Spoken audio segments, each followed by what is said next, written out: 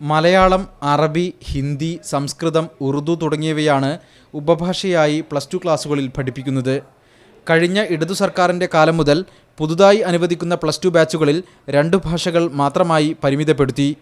UDF സർക്കാർ +2 അനുവദിച്ചപ്പോൾ ഒരു batch അനുവദിച്ചിടത്ത് ഒരു ഭാഷ മാത്രം പഠിപ്പിച്ചാൽ മതിയെന്നും അത് മലയാളമായിരിക്കണമെന്നും ഉത്തരവിറക്കി.